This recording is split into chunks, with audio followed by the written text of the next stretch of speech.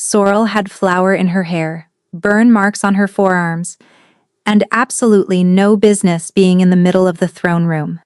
Yet, here she stood, barefoot on marble that cost more than her entire life, while the Alpha King's wolf circled her like she was the last warm loaf in the kingdom. The animal was immense. She had seen wolves before, every shifter in the realm had one, but this was something else, entirely. Its shoulders reached her chest. Its fur was the color of a winter storm, dark silver streaked with black, and its eyes burned with a molten amber that radiated intelligence. Those eyes were locked on her with an intensity that suggested the creature had found something precious and had no intention of letting it go. In its mouth, clamped between teeth that could snap a femur like dry kindling, was her apron. Her apron. The one she had been wearing not 10 minutes ago while pulling honey cakes from the oven in the lower kitchens.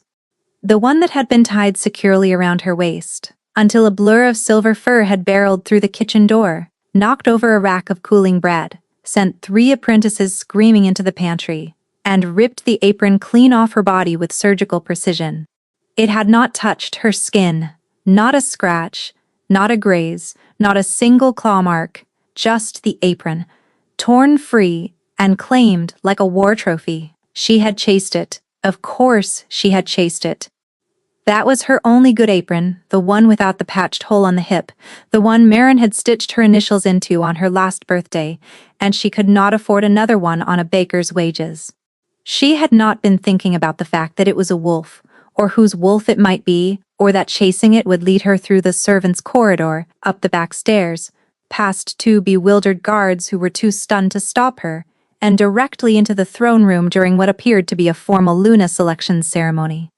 That last detail she had not known about, until she burst through the doors and skidded to a halt on the polished floor. Her feet, shoeless and flour-dusted, squeaked against the marble.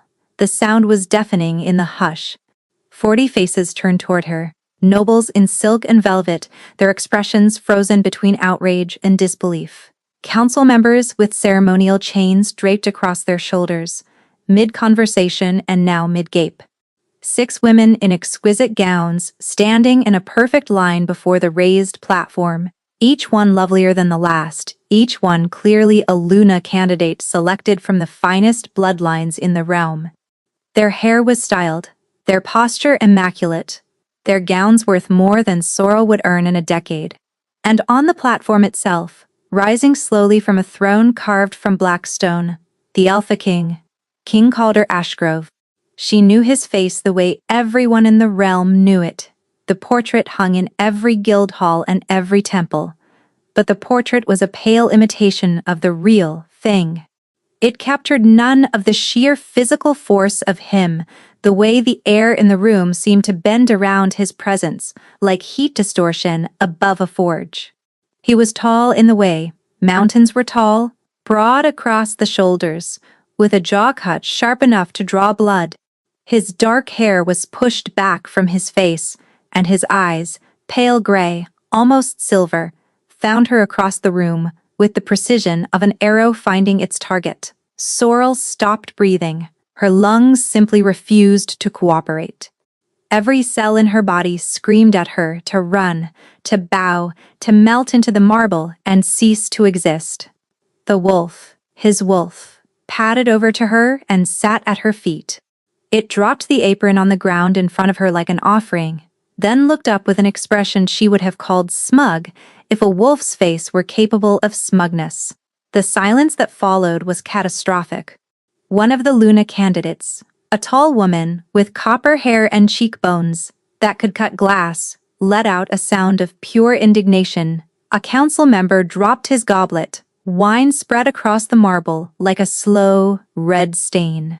Another noble took a step backward as if whatever was happening might be contagious. Sorrel looked down at the apron, looked at the wolf, looked at the king. "I am so sorry," she whispered. The wolf picked the apron back up, placed it on her feet again with great deliberation, and barked once. The sound echoed off the vaulted ceiling like a cannon shot, bouncing between the stone pillars and reverberating through Sorrel's rib cage. Then it lay down beside her and rested its head on her bare foot, letting out a long, contented sigh, as though this was exactly where it had always intended to end up. Nobody moved, nobody spoke. The copper-haired Luna candidate looked like she might faint or commit murder, possibly both. Sorrel had never wanted to disappear more in her entire life. The room they put her in was not a cell, but it shared enough characteristics with one to make the distinction academic. Stone walls, bare and cold, a single wooden chair, no window. A door that she had heard lock from the outside the moment it closed. Sorrel sat with her hands clenched in her lap and her heart hammering so hard she could feel it in her teeth.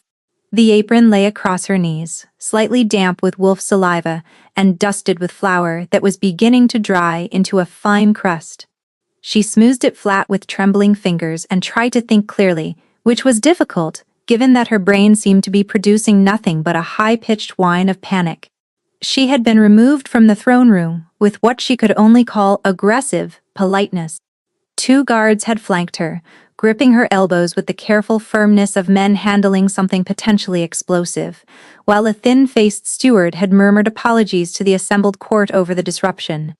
The Luna candidates had watched her go, with expressions ranging from contempt to bewildered curiosity. She had caught one last glimpse of the king as they steered her out. He had been standing very still, at the edge of the platform, staring at the place where his wolf had lain at her feet, his expression unreadable as carved stone. The wolf itself had tried to follow her. She had heard it behind her, claws clicking on marble, and then a commotion, a snarl, Braith's sharp voice, and the king's own command, low and clipped, cutting through the chaos. Even then, the animal had let out a sound that followed her down the corridor, a long, low whine that vibrated in her ribs and made something deep inside her ache in a way she did not understand and did not want to examine. Now she sat alone and waited for whatever came next. She catalogued the possibilities. Banishment seemed likely. Imprisonment seemed possible. Execution seemed dramatic, but not entirely off the table, given that she had just interrupted a royal mating ceremony by chasing a wolf through the throne room while covered in flour and wearing no shoes. She did not have to wait long. The door opened, and a man stepped inside. He was lean, composed, with close-cropped dark hair and the kind of face that revealed absolutely nothing. His clothes were fine, but not extravagant, tailored in dark gray wool with no ornamentation, and he carried himself with the quiet authority of someone who wielded real power without needing to announce it. "My name is Braith," he said. "I serve as the king's second." Sorrel stood quickly, the chair scraping against stone. "My lord, I swear I did not do anything. I was just baking, and the wolf came into the kitchen and stole my apron, and I only chased it because it is my only good one. And I did not know there was a ceremony happening, and I would never have gone into the throne room if I had known. And I am so sorry about the wine someone dropped, although that was not technically my fault. And also I think the wolf knocked over several chairs on its way in, which I feel should be noted, was also not my doing." She ran out of breath and stopped. Braith studied her for a long moment, his expression betraying nothing. "What is your name?" Sorrel, Vaith. "I work in the lower kitchens under Marin, the head baker. How long have you worked in the palace?" 3 years in the kitchens, my lord. "But I have lived here my whole life. I was left on the kitchen steps as a baby. The household staff raised me until Marin took me on as her apprentice when I was 9. Something shifted in Braith's expression, subtle enough that she almost missed it. A flicker of interest, or perhaps calculation. "And in that time, have you ever had contact with the king? Spoken to him? Been in his presence?" "No. Never. I am a baker. I bake bread. I have never even been above the 2nd floor before today." "Have you ever interacted with his wolf before?" he asked. "I did not even know the king's wolf could just walk around on its own like that," Sorrel admitted. "Is that normal?" Because it did not seem normal. It seemed like the opposite of normal. Braith did not answer the question. Instead, he pulled the second chair from the corner, set it across from her, and sat down. He folded his hands on his knee and regarded her with the same careful neutrality. "What I am about to tell you does not leave this room," he said. "The king has been searching for a mate for over a year. The Luna selection you interrupted today was the fourth such ceremony. Every candidate presented to him, without exception, his wolf has rejected." Sorrel blinked. Rejected how? Violently, in most cases. One woman needed 7 stitches. Another was chased from the palace grounds at a dead sprint and did not stop running until she reached the village. The wolf cornered a duchess from the northern territories in the armory and growled at her for 40 minutes until we managed to coax it away with raw venison. He paused to let this settle. Today, there were 6 candidates. The wolf ignored all of them.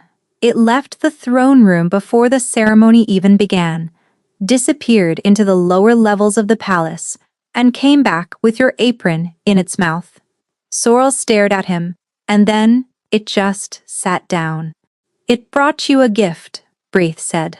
"In a year and a half of observing the wolf's behavior around potential mates, it has never done that, not once, not with anyone." The implication hovered between them, like smoke. "That cannot mean what you think it means," Sorrel said, her voice climbing higher. "I am a baker. I am aware. I have flour under my fingernails. Permanently it does not come out. Also aware. The king's mate is supposed to be someone important, someone noble, someone who does not smell like yeast, and have bread dough in her hair. And yet," Wraith said quietly, "his wolf chose you." Sorrel opened her mouth, closed it, and pressed her flour-dusted hands against her face. This was not happening. This could not be happening. She was nobody. She was less than nobody. She was a foundling who made bread. "What does the king think about all of this?" she asked through her fingers. Braith paused, and the pause lasted a beat too long for comfort. "The king's wolf has been acting independently of him for some time," he said carefully. "His Majesty and his wolf are not currently in agreement on many things." The chill that crawled down Sorrel's spine had nothing to do with the cold room. A king at war with his own wolf. She did not know much about shifter politics or pack dynamics, but she knew that much was dangerous. Deeply, terribly dangerous. A wolf and its host were supposed to be one being, 2 halves of the same soul. If they were at odds, if the wolf was acting on its own, something was profoundly wrong. "What happens now?" she asked. Braith stood and straightened his jacket. "Now, we find out if his wolf's reaction to you is a coincidence, or something else entirely." He moved to the door, opened it, and looked back at her. "Get some rest tonight, Miss Faith. Tomorrow you will be brought before the king." The door closed behind him. Sorrel heard the lock turn. She sat alone in the cold room, clutching her apron, and felt the ground beneath her feet shift into something vast and uncertain. The wolf's whine echoed in her memory, and that strange ache behind her ribs pulsed once, faintly, like a second heartbeat she had never noticed before. Sorrel did not sleep. She lay on the narrow cot in the small stone room and stared at the ceiling, and ran through every possible version of tomorrow in her head, each one worse than the last. By the time pale light crept under the door, she had convinced herself she would be banished, imprisoned, or fed to the wolf, possibly all 3 in that order. A knock came at dawn. A servant girl, young and wide-eyed with a scattering of freckles across her nose, brought a basin of warm water and a clean dress, not a fine dress. Plain linen, dove gray, but far better than the flour-caked clothes Sorrel had been wearing since the previous afternoon. "Braith sent it," the girl said, setting the basin on the chair. Then she hesitated, her curiosity clearly winning the battle against her professionalism. "Is it true the king's wolf brought you a present? In the middle of the Luna ceremony?" "It stole my apron," Sorrel corrected, wringing out the washcloth. "That is so romantic," the girl breathed. "It is theft," Sorrel replied, "and trespassing, and destruction of property, if you count the bread rack." The girl looked unconvinced, but said nothing more. Sorrel washed, dressed, and tied her hair back with a strip of cloth torn from her old apron, because it was the only familiar thing she had, and she needed something to anchor herself to. Her hands were steady, but only because she was concentrating very hard on keeping them that way. The servant girl led her through corridors she had never seen before, climbing higher into the palace than she had ever been. The kitchens occupied the lowest levels, a warm, noisy, flour-dusted world of ovens and kneading tables, and the constant smell of baking bread. Up here, everything was different. The stone was darker, heavier, the walls thicker. Tapestries, woven with scenes of hunts and battles, hung between iron sconces. The air was cooler and carried a scent she could not quite name, something sharp and clean, like cedar smoke and winter rain, and the metallic edge of a blade freshly drawn. It smelled like him, she realized. And then she shoved that thought into a locked cupboard at the back of her mind and refused to open it. Braith met her at a set of heavy oak doors reinforced with iron studs. He looked exactly as composed as he had the night before. Every hair in place, every button fastened, which Sorrel found mildly infuriating given that she felt like a wrung-out rag. "The king is inside," Braith said. "His wolf has been contained in an adjacent room. We want to introduce you in a controlled environment and observe the wolf's reaction." "Controlled how?" Sorrel asked. "The wolf will be released while you are in the room. I need you to stay calm, stay still, and let it approach you. Do not run. Do not make sudden movements. And if it decides to eat me instead of court me, then we will have misjudged the situation significantly," Braith said without a trace of humor. "But I do not believe that will happen." "That is not as comforting as you seem to think it is," Sorrel said. He pushed the doors open. The room beyond was large and high-ceilinged, built from the same dark stone as the rest of the upper palace. A fire burned low in a hearth broad enough to roast an ox. Bookshelves lined one wall, crammed with leather-bound volumes and rolled maps. A heavy desk dominated the center, scattered with reports and correspondence and a half-empty cup of something long gone cold. And standing behind that desk, arms folded across his chest, still as carved granite, was King Calder. He watched her enter the way a predator watches movement at the edge of a clearing, with total, unblinking focus. Sorrel's legs nearly buckled. The weight of his presence hit her like the blast of heat from an open oven door. Every instinct she possessed screamed at her to bow, to kneel, to make herself small and invisible, the way she had spent her whole life making herself small and invisible. She did none of those things. Mostly because her legs had locked and refused to cooperate with any instruction, including retreat. "Miss Vaith," the king said. His voice was lower than she had expected. "Quieter?" Not the commanding bark of a ruler addressing a subject, but something closer to a low rumble of distant thunder, felt in the chest before it reached the ears. Something in her responded to it, an involuntary vibration behind her ribs that matched his frequency, and she had no idea what to do with that. "Your Majesty," she managed, "I am sorry about yesterday, about the ceremony, and the apron, and the bread rack your wolf destroyed on its way through the kitchen. There were 6 loaves of sourdough on that rack, and they had taken 12 hours to prove. So if there is a way to file a formal complaint about wolf-related bread damage, I would appreciate knowing the process." Something shifted in his expression, not a smile, not quite, but the hard line of his mouth softened by a fraction, and his eyebrows lifted a degree. "Noted," he said. Braith closed the doors behind her and moved to stand near the far wall. Sorrel noticed he positioned himself between her and the side exit, though whether that was for her protection or to prevent her from bolting, she could not tell. "Release him," the king said. A door at the far side of the room opened, and the wolf emerged. It was just as immense as she remembered, filling the doorway with storm-colored fur and predatory grace. But it moved differently now. Yesterday had been chaos, a hurricane of speed, and single-minded determination tearing through the kitchens. Today, the wolf walked slowly, deliberately, each paw placed with care.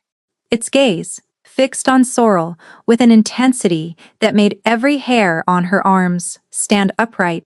It crossed the room in measured strides, ignoring the king entirely, ignoring Braith, ignoring the fire and the furniture and everything in the world that was not her. Sorrel held her breath, her nails dug into her palms. The wolf stopped directly in front of her, close enough that she could feel the heat radiating from its body, close enough to count the individual guard hairs along its muzzle, dark at the roots and tipped with pale ash. It was beautiful in the way a storm was beautiful, awe-inspiring and absolutely terrifying and utterly indifferent to whether you survived the encounter. It pressed its nose against her stomach and inhaled deeply. The breath was warm through the thin linen of her dress. Then it exhaled, a long, shuddering release, and its entire body relaxed.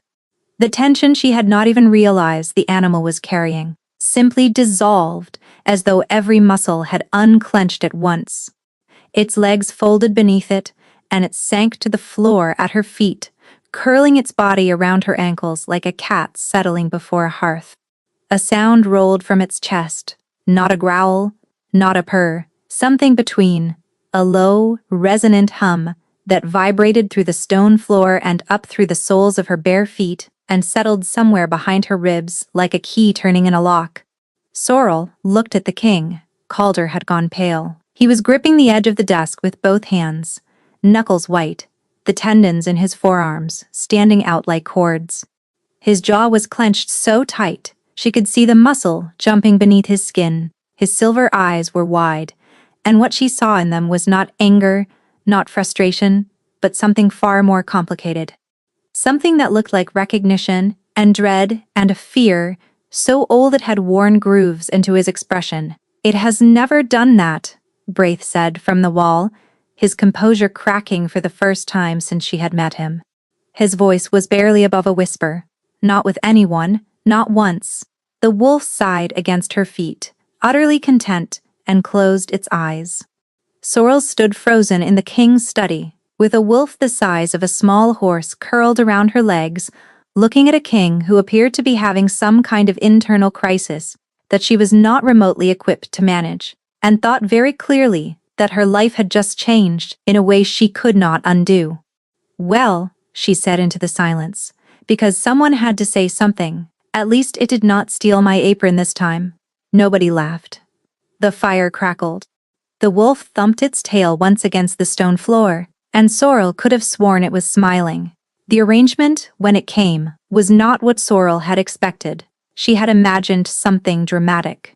A royal decree, perhaps, or a formal contract stamped with the Ashgrove seal and witnessed by 6 council members. Instead, Braith appeared at the kitchen door the following morning and said, simply, "The wolf escaped again. It is sitting outside the bakery. Could you come and collect it, please?" Sorrel wiped her hands on her new apron, the old one having been claimed permanently by the wolf as some kind of trophy, and followed him into the courtyard. The wolf was indeed sitting outside the bakery entrance, its tail sweeping the cobblestones in slow, patient arcs. A guardsman stood 10 paces away, looking deeply uncertain about his life choices. When the wolf saw her, it stood padded over and pressed its head against her hip with enough force to knock her sideways a step. "Good morning to you as well," Sorrel muttered, scratching behind its ear without thinking.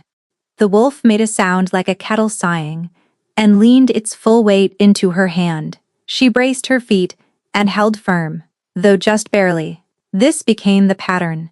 Every morning, the wolf found her. It did not matter where Braith and the guards secured it. It chewed through leather restraints in minutes. It shouldered open bolted doors with a persistence that bordered on obsessive. It picked one lock with its claws, which should not have been physically possible, but which 3 separate witnesses confirmed. Once, according to a horrified steward who was still shaking when he reported it, it climbed through a second-story window, dropped 15 feet into a courtyard, and trotted to the bakery as though this were a perfectly reasonable morning routine. By the 3rd day, they stopped trying to contain it. "His Majesty requests that you carry out your duties in the upper kitchens," Braith told her, his tone carefully neutral in a way that suggested this was not truly a request, so much as a royal command wrapped in polite fabric. A workspace has been arranged, adjacent to the king's study. The wolf can remain with you during the day, without disrupting the rest of the household. Adjacent? Sorrel repeated. To the king's study? Connected by an archway, Braith confirmed. You will have your own oven, your own workspace, and full access to whatever supplies you require. And so Sorrel, a foundling baker, who had never been above the second floor before last week, found herself baking bread in a room connected to the Alpha King's private study by an arched doorway with no door. Just an open passage through which the smell of rising bread drifted one way, and the scratch of a pen drifted the other. She could hear him working, the steady rhythm of his pen, on parchment. The low murmur of his voice when advisors came and went, clipped and measured, each word carrying the weight of someone accustomed to being obeyed. The occasional sharp sound of a report being dropped onto the desk with more force than necessary, followed by a silence that suggested its contents had been disappointing. The wolf split its time between them, padding back and forth through the archway like a restless child unable to choose between parents. It would lie beside the king's desk for a stretch, its chin on its paws, watching him work. Then something would shift, some invisible pull, and it would rise and drift back to Sorrel's kitchen, settling near the warmth of her oven with a contented exhale. It always returned to her. Every time. Calder never came through the archway. Not once, in those first days. He existed on the other side of a wall of stone and propriety, close enough to hear, close enough to smell when the wind from the open window carried his scent through the passage, that cedar and iron and winter rain smell that made her pulse skip in a way she refused to acknowledge. But Sorrel noticed things. She noticed that when she baked cinnamon bread, the king's pen went quiet for long stretches, as though the scent had stolen his concentration, and he could not find where it had gone. She noticed that a book about traditional baking customs appeared on the shelf nearest the archway, its spine uncracked, positioned at exactly her eye level, as though someone had placed it there for her, but could not bring himself to say so. On the fourth morning, she found a set of copper measuring cups beside her workspace. They were old, beautifully made, etched with vine patterns along the handles that had been worn smooth by years of use. They were not palace issue. They were personal, someone's treasured tools, offered without explanation or attribution.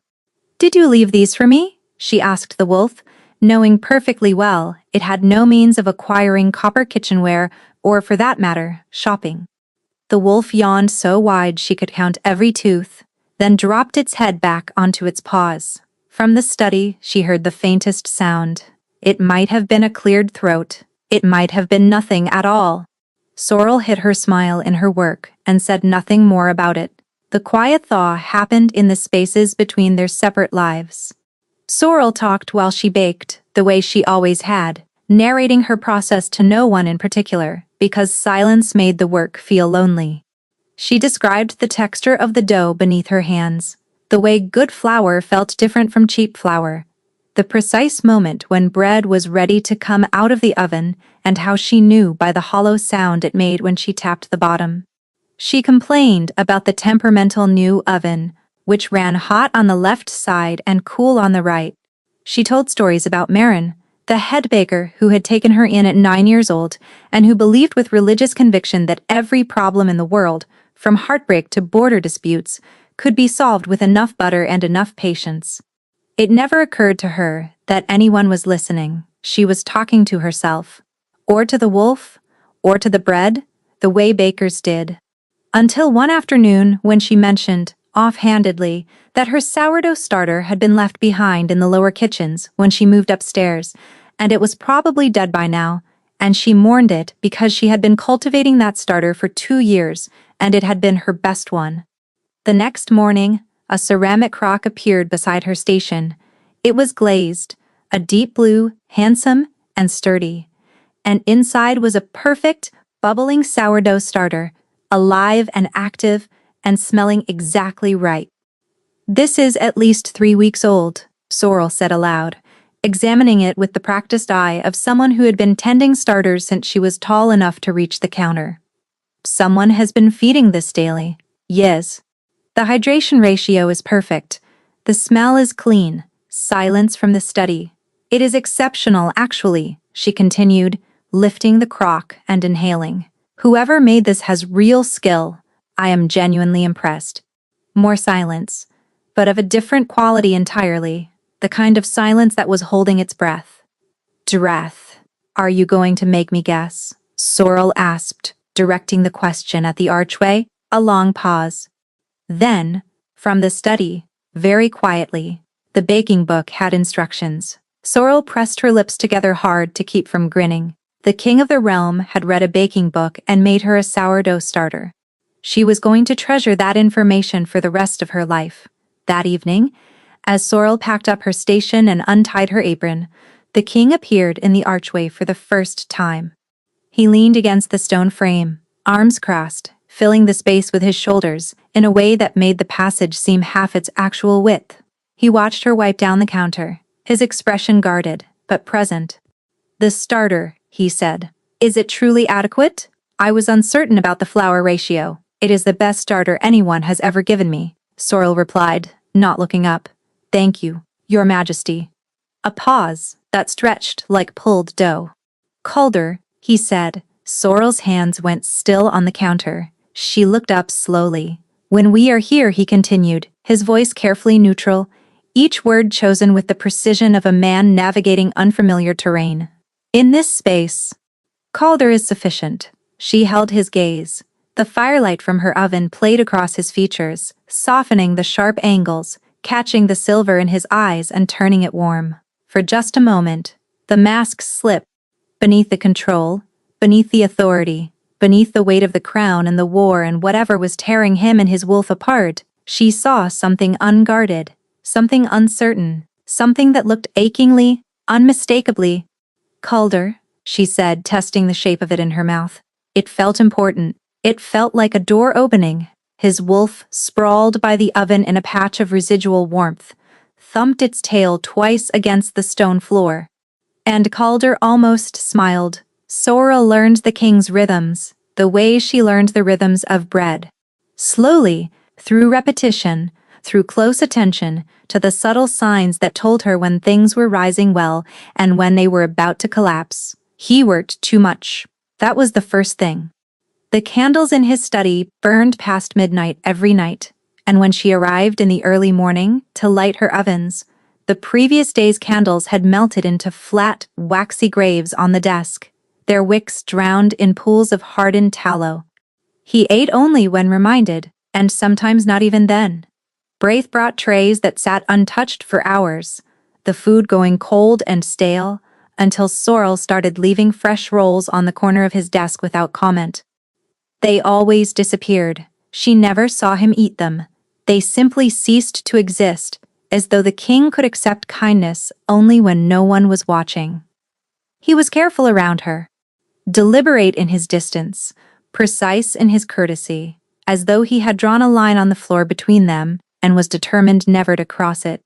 Every word he spoke to her was measured, weighed, stripped of anything that might be mistaken for warmth.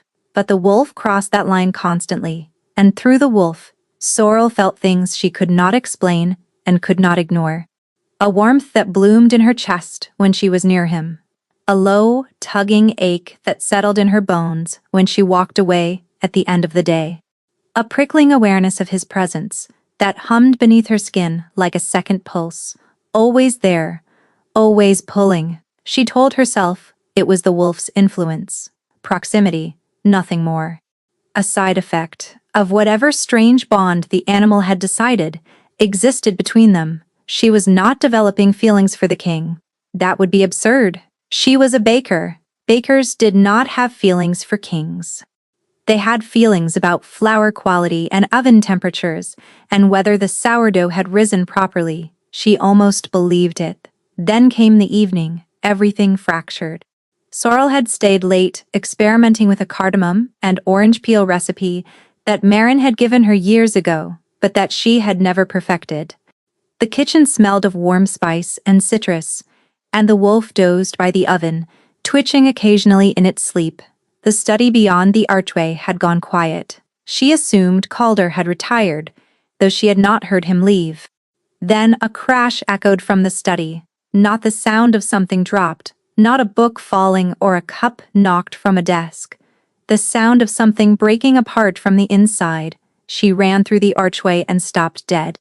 Calder was on his knees in the middle of the room. His hands were braced flat against the stone floor, fingers splayed and clawed, and his body was shaking violently, not trembling, convulsing.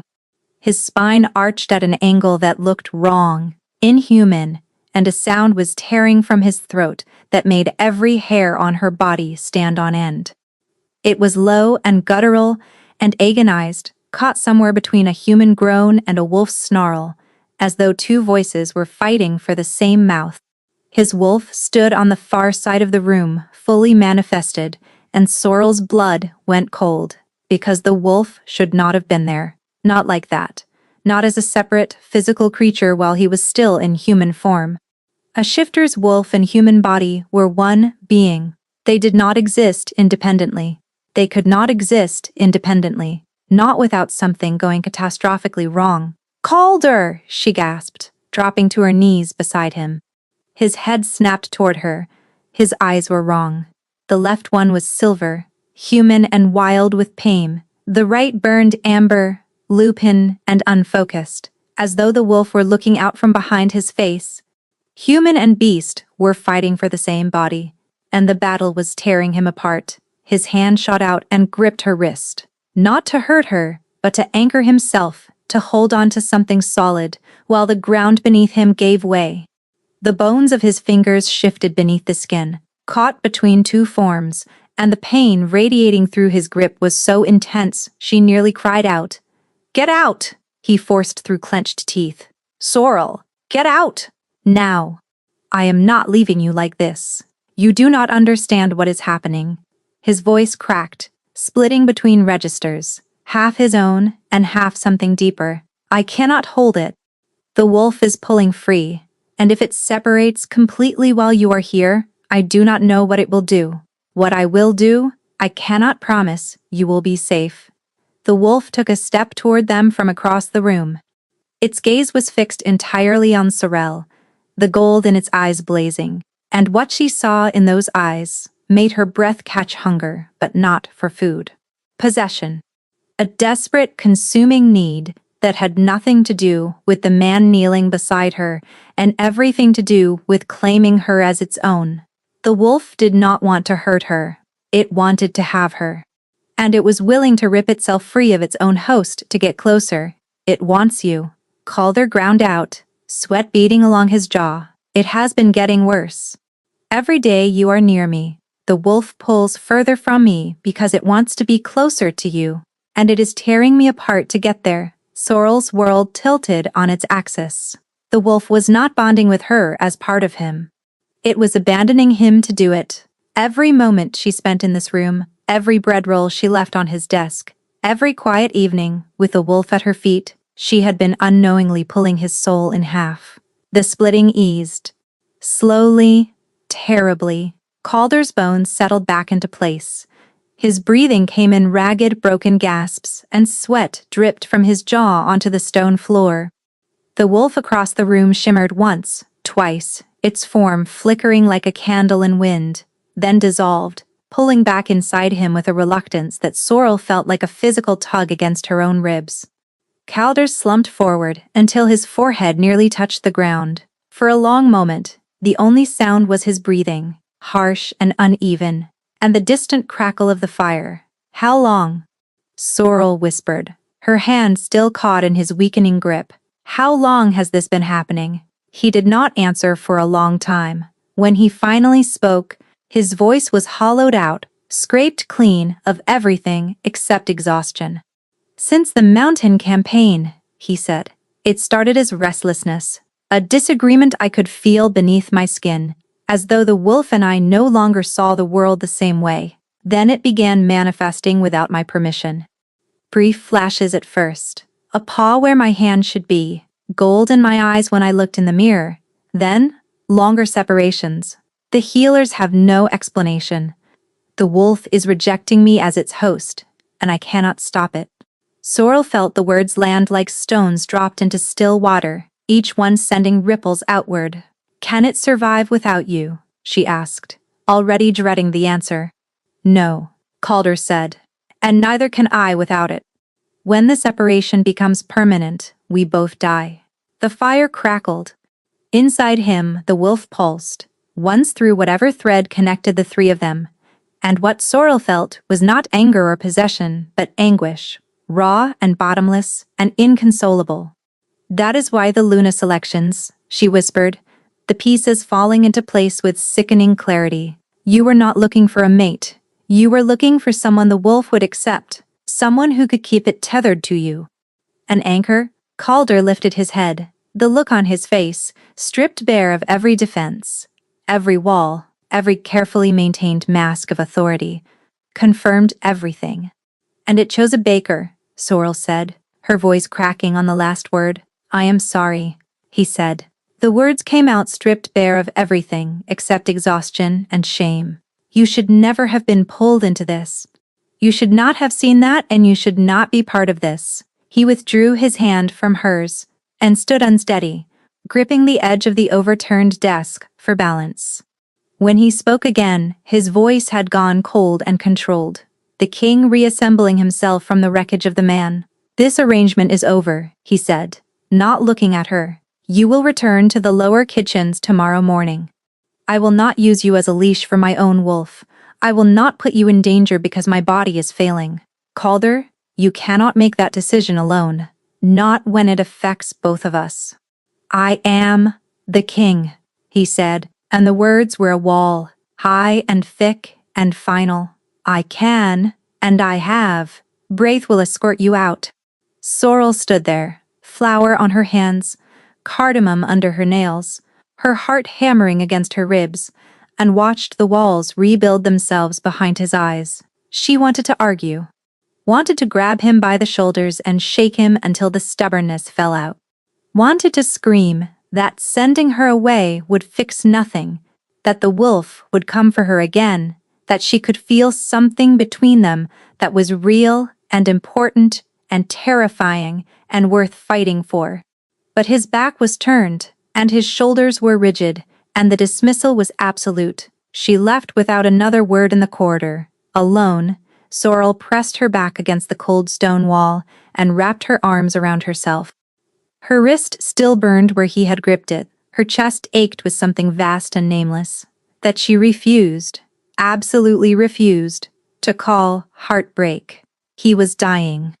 The wolf was tearing itself free, and he was dying, and he had just sent away the only person in the world it would stay for. 3 days without the wolf felt like learning to breathe with one lung. Sorrel returned to the lower kitchens as instructed. Marin took one look at her face, set down the rolling pin she had been wielding, and asked nothing. She simply handed Sorrel a bowl of dough and pointed at the kneading table. The familiar rhythm should have helped. The push and fold, the patient repetition, the warm yeast smell that had been Sorrel's whole world before a wolf had torn through it, carrying her apron and her future in its teeth. It did not help. Her hands shook, not from cold, not from strain, but from something inside her that had come loose and refused to settle. The warmth she had grown used to, that low, steady hum beneath her skin whenever she was near Calder, had gone silent. In its place was a hollow, so deep, she could feel the edges of it every time she drew breath, as though someone had scooped something essential out of her chest and left the cavity open. She overkneaded the morning batch. The bread came out dense and flavorless, which had not happened to her since she was 12. Marin examined a loaf, broke it open, sniffed it, and set it aside without comment. The look she gave Sorrel was worse than any criticism. On the second day, the headaches began, a dull, persistent pressure behind her eyes that no amount of water or sleep or willow bark tea could ease. By the afternoon, her vision blurred at the edges, and she had to grip the counter with both hands when the room tilted beneath her like the deck of a ship. You look gray, Marin said, pressing the back of her weathered hand to Sorrel's forehead. No fever. When did you last eat a proper meal? This morning, Sorrel lied. She had not eaten since yesterday. Everything tasted like ash and sawdust, and the smell of food, which had been the great comfort of her entire life, turned her stomach. Marin's eyes narrowed, but she did not push. Not yet. On the third day, the wolf howled. Sorrel heard it from the kitchen's 3 floors below, and half a palace away, separated by stone and wood, and distance that should have muffled the sound into insignificance. But it cut through every barrier like a blade through bread. It was not the howl of an animal calling to its pack, or marking its territory or singing at the moon. It was grief given a voice. Raw and endless and devastating, it rose and fell in long, agonizing waves that went on until the kitchen apprentices stopped working and stared at each other with wide, frightened eyes. "What is that?" one of them whispered.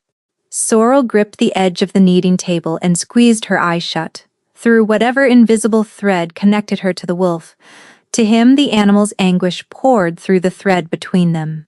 Its fury at being caged, at being kept from her, and beneath the wolf's pain, deeper and quieter, and somehow worse, she felt Calder's.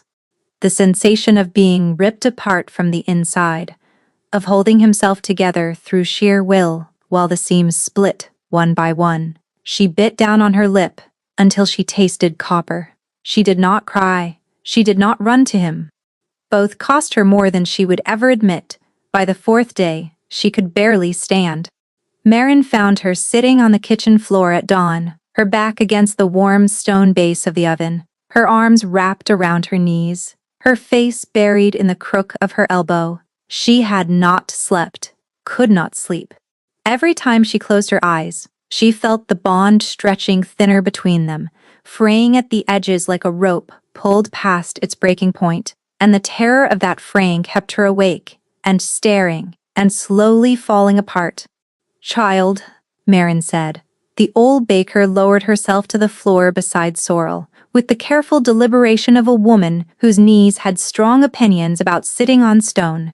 She settled with a groan and folded her flour-dusted hands in her lap. "Tell me what is happening, and do not say you are fine. I have known you since you were 9 years old and could not reach the top shelf, and you have never once been fine when you said you were." So Sorrel told her, not everything.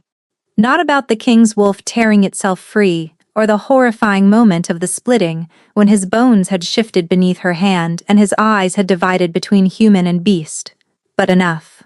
The arrangement. The wolf choosing her. The connection she could not name. The way his proximity had become necessary, vital, woven into her biology in ways she did not understand. The dismissal. The growing emptiness that was eating her from the inside. Marin listened without interrupting. Her face was steady, her eyes sharp, her presence as solid and grounding as the stone at their backs. "He sent you away to protect you," Marin said when Sorrel had finished. "He sent me away because he is stubborn and proud, and determined to suffer alone rather than accept help from someone he considers beneath him. Those are not mutually exclusive," Marin observed mildly. She reached over and tucked a loose strand of hair behind Sorrel's ear, the way she had done 1,000 times since Sorrel was a girl. "You care for him." Sorrel pressed her forehead against her knees and said nothing. "More than care," Marin added gently. "It does not matter what I feel," Sorrel said, her voice muffled. "He will not let me help. He would rather die than let a baker girl save him." "Then make him," Marin said. The words were simple and certain. The way Marin said everything, as though the world were made of problems that could be solved if you just rolled up your sleeves and got flour on your hands. Sorrel lifted her head. "He is the king, Marin, and you are the woman his wolf chose over every noble lady in the entire realm, over duchesses and diplomats and high-born daughters with pedigrees longer than my arm." Marin's eyes were fierce. "That counts for something, child. That counts for quite a lot. Kings are just men with bigger chairs. They are as foolish and frightened as the rest of us. Sometimes more so, because no one ever tells them they are being stupid." The word settled into Sorrel's chest, like warm bread, fresh from the oven. solid and sustaining, filling some small part of the hollow. But before she could respond, the palace shuddered. It was subtle at first. A vibration in the stone beneath them, a rattle of pans on their hooks, a ripple across the surface of the water bucket by the door. Then it came again, stronger, and from somewhere far above them, a sound tore through the palace that was not a howl and not a roar, but something between the two, something primal and enormous and utterly terrifying, like the earth itself was screaming. The apprentices scrambled for the door. Marin gripped Sorrel's arm with surprising strength. "That was not the wolf," Marin said, her face pale beneath its permanent dusting of flour. "That was something else entirely." But Sorrel was already running. She took the stairs 2 at a time, her weakened body screaming in protest, her vision darkening and brightening in sickening pulses with every flight. The upper corridors were chaos. Guards sprinting, their swords drawn. Servants pressed flat against the walls, hands over their ears. A council member sat on the floor clutching his temple, blood seeping between his fingers from where falling debris had struck him. She heard shouting, heard Braith's voice cutting through the noise with sharp, controlled commands, heard the terrible sound again, closer now, vibrating through the floor beneath her bare feet, like a heartbeat made of thunder. She rounded the corner to the king's study and stopped. The door was gone. Not open, gone, shattered outward into the corridor in a spray of splintered oak and twisted iron hinges. Inside, the study was destroyed. The desk lay on its side, cracked nearly in half. Bookshelves had toppled like dominoes. Maps and reports and broken glass carpeted the floor.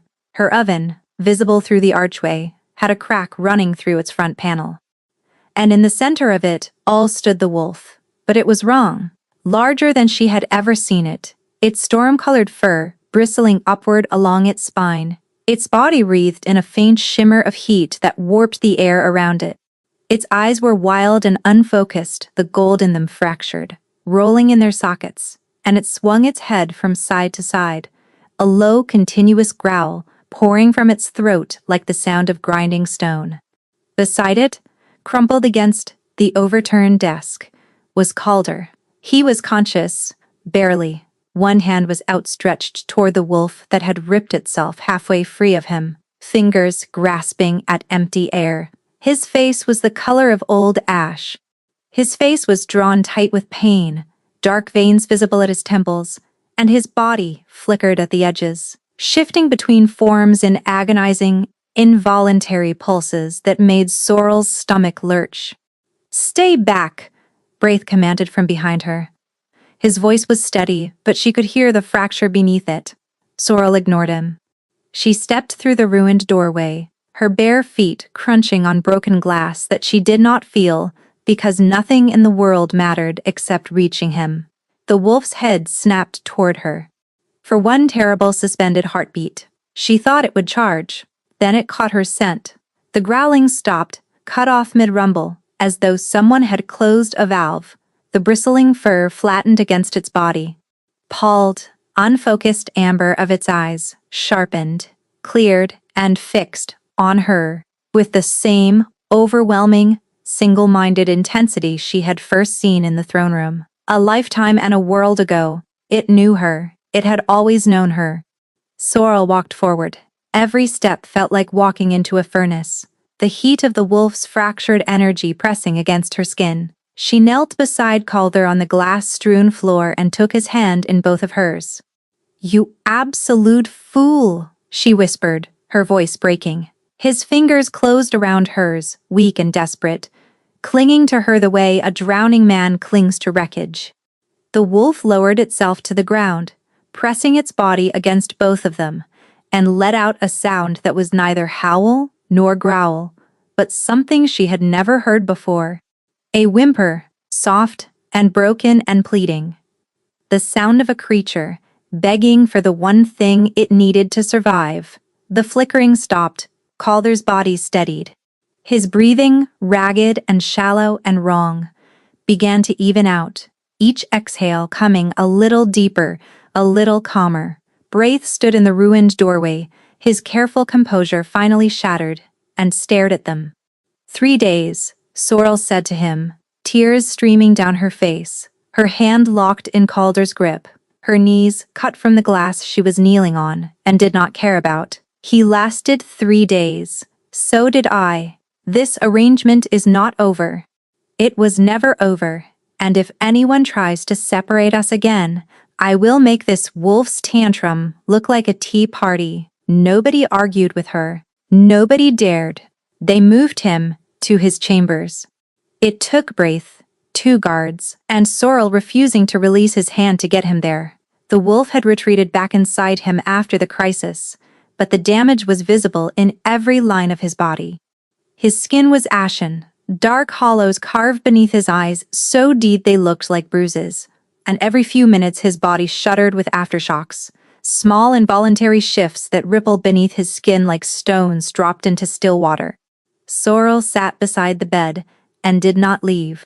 She held his hand and watched his chest rise and fall and counted each breath, the way she counted minutes when bread was in the oven, with fierce, focused attention, as though looking away might cause something to collapse. Braith posted guards at the door, sent for the court healers, and then stood at the foot of the bed, looking at the king with an expression Sorrel had never seen on his composed face before. Naked fear. Not the controlled concern of an advisor or the measured worry of a strategist, but the raw, undisguised terror of a man watching his closest friend die by inches. The healers came. They examined the king. They spoke in low, grim voices, used words like unprecedented and accelerating and irreversible, and left without offering a single solution. Braith watched them go with his jaw set hard enough to crack stone. He has days, Braith said quietly, once they were gone. Perhaps a week, if the wolf stays settled. But it will not stay settled. It has never stayed settled for long. It will, if I am here, Sorrel said. For how long? Braith asked. You felt what the separation does to you. It nearly killed you both in 3 days. Being together slows the fracture, but it does not heal it. This is not sustainable. It is a bandage on a wound that needs stitching. Then we stitch it, Sorrel said. But first I need to understand what caused this. Not the symptoms. Not the splitting. Not the wolf acting independently. Not the seizures. The root, what broke them apart in the first place. Braith studied her for a long moment. She watched the calculation behind his eyes. The weighing of loyalties and oaths and secrets kept for 18 months. Then something shifted, some decision made, and he pulled a chair from the corner of the room, set it beside hers, and sat down. The mountain campaign, he said, 18 months ago. A border conflict with a faction called the Greyclaw Accord, separatists who believed the crown had abandoned the outer territories to poverty and neglect. They were not entirely wrong, which made the situation more complicated than any of us wanted it to be. He paused, choosing his next words with care. Calder marched to negotiate, not to fight. He went with a diplomatic envoy, not a war party. But the Greyclaw leadership refused to meet. They ambushed the envoy, killed 4 of our people, including a young attaché who had been married for less than a year. Sorrel's stomach tightened. She held Calder's limp hand tighter. After that, negotiation was no longer possible. There was a military campaign, brief but brutal. And there was a village called Thornfeld, caught between the 2 forces. The separatists had embedded their fighters among the civilian population. Intelligence reports indicated that the Greyclaw leadership was hiding there, using the village as a shield. He stopped speaking. The fire crackled in the hearth, absurdly domestic, against the weight of what he was describing. His wolf wanted to wait, Braith continued, his voice dropping. The wolf could sense the civilians. It wanted to approach slowly, evacuate the innocents, find the fighters through scent and patience. But the window was closing. Every hour of delay cost lives on the eastern ridge, where our soldiers were pinned down and dying. Calder made the tactical decision to advance. How many? Sora whispered. 43 civilians, Braith said. Caught in the crossfire, men and women and children, a healer trying to reach the wounded. A grandmother who would not leave her home. He paused. The separatist leadership was eliminated. The war ended within the week. By every strategic measure, the decision was correct. It saved hundreds of soldiers who would have died on that ridge. But the wolf, Sorrel said, understanding settling over her like cold water. The wolf has not forgiven him, Braith confirmed, and Calder has not forgiven himself. The separation began that night. He had forced the wolf down to make the call, overrode its instincts, denied its nature, buried it, and gave the order, and watched those people die with the wolf howling inside him to stop. He met Sorrel's eyes. The wolf has been trying to tear itself free ever since. Not because it is cruel, because he silenced it when it mattered most, and it will not be silenced again. Sorrel looked at Calder, lying on the dark sheets, unconscious and pale. The man who carried the weight of 43 lives and a wolf's broken trust, and would not let anyone help him hold it. This was not an illness. This was not a curse, cast by an enemy or a poison, slipped into his wine. This was a man at war with himself, and the battlefield was his own body, and he was losing. She stayed beside him, through the night. The fire burned low and was rebuilt by a servant who came and went without speaking. Braith remained for the first few hours, then left to manage the chaos in the palace, promising to return at dawn. Sorrel sat in the quiet and held the king's hand and thought about bread, about how dough resisted at first, pushed back against your hands, refused to be shaped, about how the only way to make it yield was patience and warmth and the willingness to keep working, even when progress was invisible, about how the best bread came from the longest, slowest process, not from force. When Calder woke, it was gradual, a shift in his breathing, a tightening of his hand around hers that he had been holding in his sleep. His eyes opened, silver, both of them, which meant the wolf was deep inside and quiet. He looked at the ceiling, then at her hand in his, then at her face. "You are still here," he said, his voice rough and disbelieving. "I am still here," she confirmed.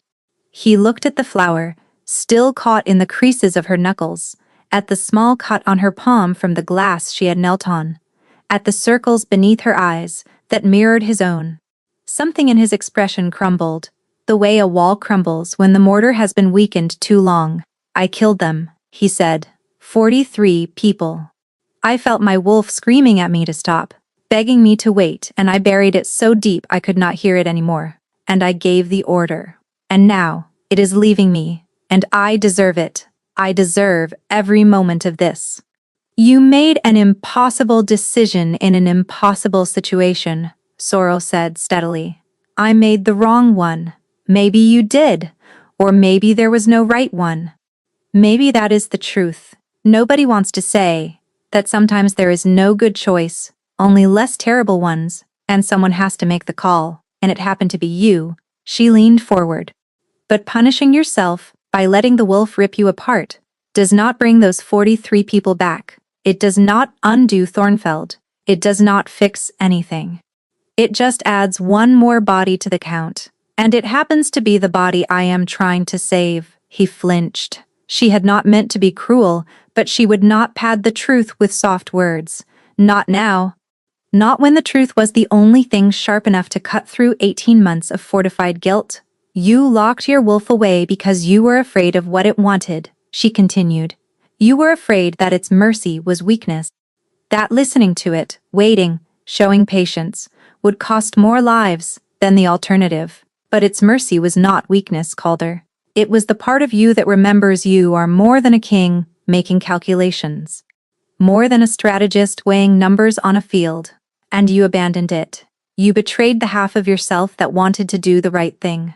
And it has been howling ever since." His jaw clenched, his eyes glistened bright and wet.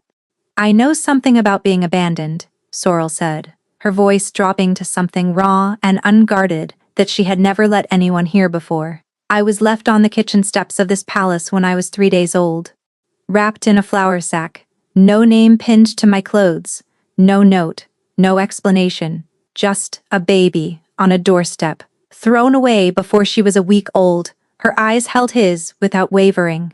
"I spent my whole life believing I was not enough. That I had to earn my place by being useful. Because if I stopped being useful for one single day, someone would throw me away again the way my parents did. I made myself small. I stayed quiet. I baked bread and kept my head down and never asked for anything, because I was terrified that the price of wanting something was losing everything." She squeezed his hand. "But I was wrong, and so are you. You are more than the worst thing you have ever done, and your wolf knows that. It has always known that. It is not trying to destroy you, Calder. It is trying to make you listen." He stared at her. His breathing had gone shallow, his grip on her hand fierce enough to ache. She watched the war play out behind his eyes. The guilt fighting the hope, the shame fighting the desperate, terrified desire to believe her. "Why are you here?" he asked. And the question was not about the room, it was about everything. Why she had stayed when he pushed her away, why she had come back when he told her not to. Why she cared about a man who had done nothing but reject her help at every turn. "Because your wolf chose me," Sorrel said. "And because I am choosing you. Not because you are a king. Not because some magical bond compels me. Because you made a sourdough starter from a book you read in secret, and because you left me copper measuring cups and pretended you did not. And because when you laugh, which you almost never do, it sounds like the first good thing that has happened to you in a very long time." He kissed her. It was not graceful. He surged upward, his hand sliding into her hair, and his mouth found hers with a desperation that stole every thought from her head. She kissed him back with equal ferocity, her hands fisting in his shirt, pulling him closer, pouring everything she had been holding back into the place where their lips met. "I do not deserve this," he said against her mouth. "Too late," she whispered back. "I already decided." He laughed, broken and wet and genuine, and kissed her, again deeper, slower. His thumb traced the line of her jaw like he was memorizing the shape of her, committing every angle and curve to a place inside him where it could not be lost. Inside him, the wolf stirred. She felt it through the bond, not pulling away this time, not straining toward her at his expense, but pressing forward gently, curving toward the place where their bodies met. The warmth flooded through her, amber and gold and achingly tender, and something clicked into alignment deep inside her chest. A key, turning in a lock she had not known existed. A door opening onto a room that had been waiting, empty and patient, for someone to walk through it. He pulled her onto the bed, and she went willingly. What followed was tender and overwhelming, and entirely theirs, a claiming and a surrender that were somehow the same thing, two people who had spent their lives, holding themselves apart, finally choosing to hold each other instead. When it was over, he pressed his forehead against hers, breathing hard, and whispered her name like it was the answer to a question he had been asking his whole life. Sorrel. The mating bond sealed between them, bright and warm and unbreakable. She felt it settle into her bones, into her blood, into the spaces between her heartbeats. And inside him she felt the wolf settle too, deeper than it had been since before the war, curling into the place where it belonged. For the first time in over a year, man and beast breathed in unison. Sorrel woke to cold. Not the cold of a winter morning or an unlit fire. A deep marrow-level cold that had no source and no boundary, pressing in from every direction like being submerged in dark water. It sank through her skin, through her muscle, through her bones, settling into a place so deep inside her that she could not tell where the cold ended and she began. She opened her eyes and saw gray, fog, thick, still, suffocating. It hung in the air like something solid, swallowing light and sound and distance. The air tasted of ash and wet stone and something older, something that had been rotting quietly beneath the surface for a very long time. The ground beneath her was soft in a way that ground should not be, yielding. Under her weight, like the earth itself was exhausted, too tired to hold its shape. She knew immediately where she was. Not because she recognized the place, but because the bond told her. It pulsed once, faintly, like a compass needle finding north, and pointed her forward into the fog. "Colder," she called. Her voice fell flat, swallowed by the gray before it could travel more than a few feet. What rushed in to fill the gap was not emptiness. It was full of things waiting, full of things listening. She found him ahead of her, standing at the edge of a clearing. He was in human form, shirtless, the mating mark she had left on his shoulder vivid against his skin, the only point of color in the entire gray world. But his posture was wrong. His shoulders were bowed, his head was lowered, his hands hung loose and empty at his sides, the hands of a man who had stopped fighting. And across the clearing, watching him with patient, tawny eyes, was the wolf. It stood separate from him, fully manifested in this place in a way it could not be in the waking world, without tearing them both apart.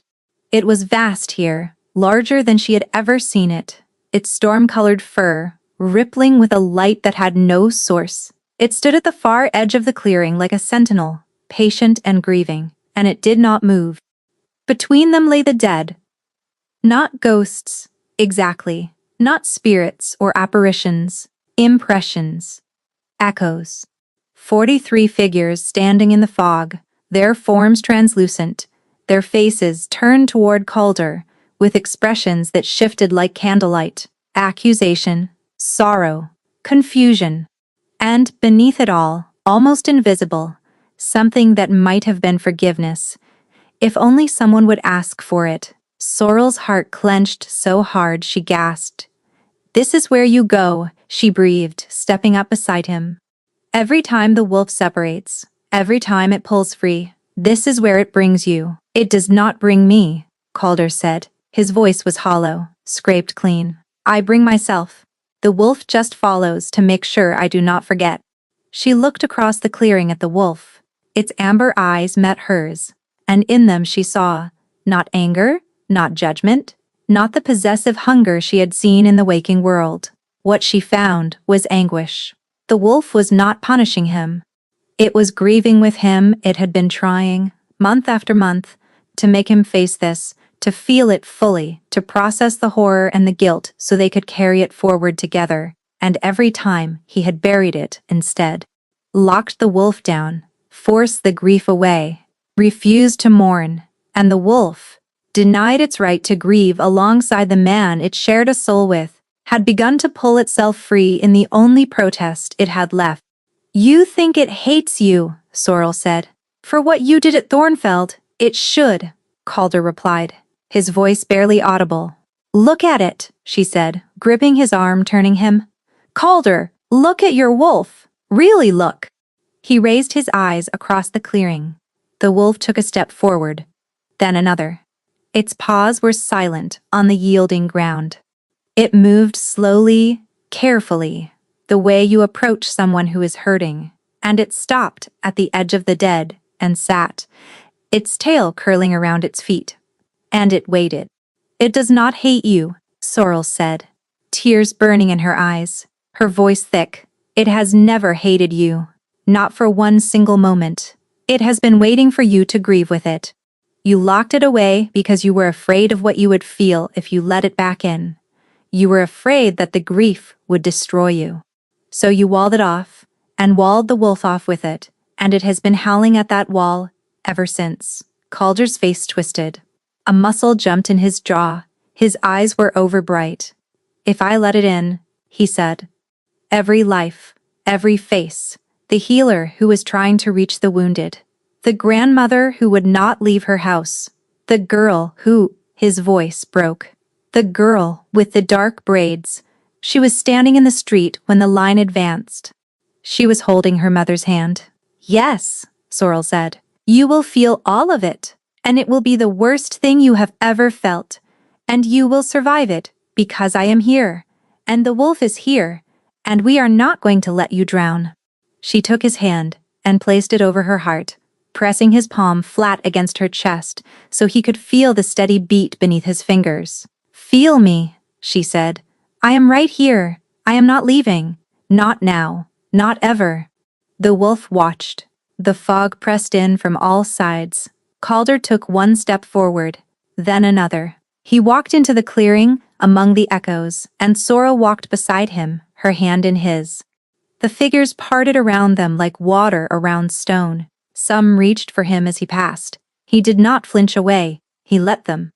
Their hands passed through his skin and left behind impressions of cold and memory, flashes of lives he had ended, faces he would carry forever, a woman clutching herbs, an old man with kind eyes. A boy too young to understand what was happening. He stopped before the girl. She was small, dark braids, bare feet, standing very still in the fog, her translucent hand held out as though reaching for someone who was no longer there. Calder dropped to his knees. "I am sorry," he said. And his voice shattered on the words like glass hitting stone. "I am so sorry. I should have waited. I should have listened. I should have found another way, and I did not, and you paid the price. And I am sorry." The girl tilted her head. She studied him for a long, still moment, this king on his knees in the gray world, weeping for her. Then she reached out and placed her small, translucent hand on his cheek. The touch broke something open, not destroyed it. Opened it, the way you open a window in a room that has been sealed too long, letting air rush in where there had been only stale darkness. The grief he had been caging since Thornfeld poured out of him.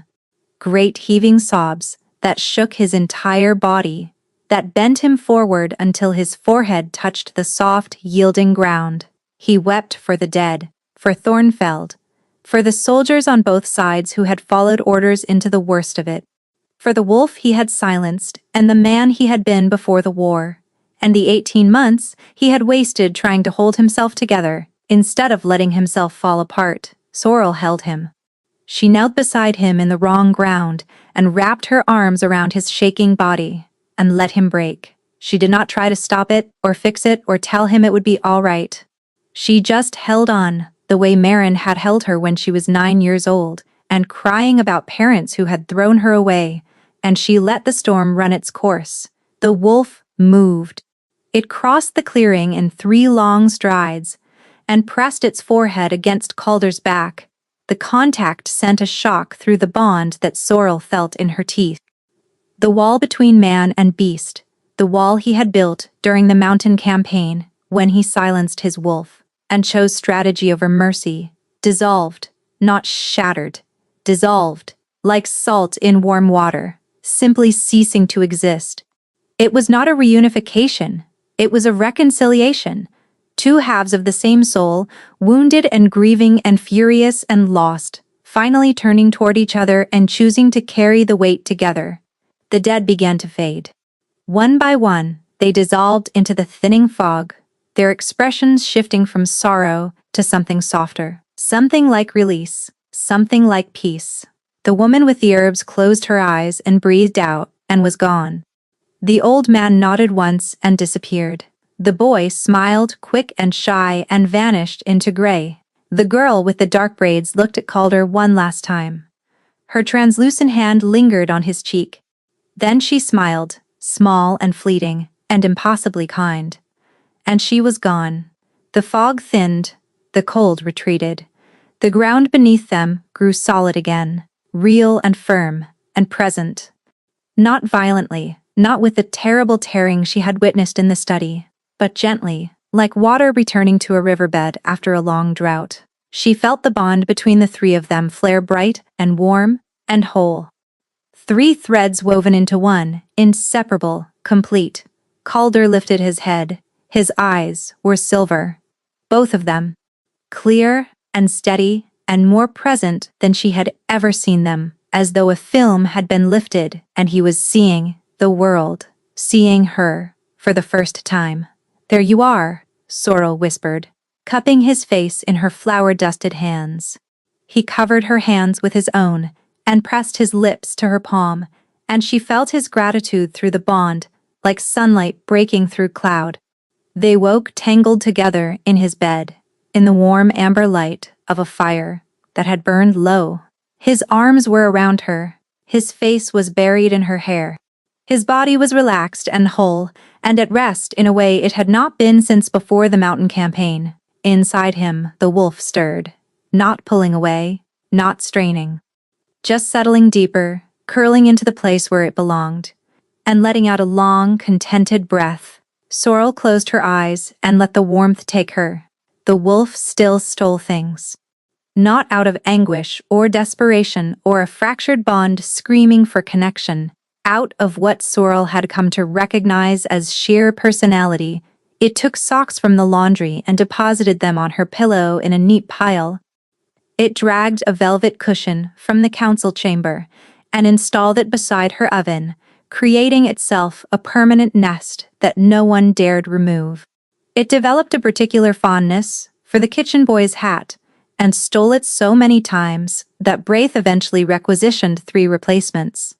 Once memorably, it stole an entire wheel of aged cheese from the palace pantry and presented it to her in the middle of a formal court dinner, carrying it in its jaws with tremendous pride, and laying it at her feet before the assembled nobility like a dragon presenting its hoard.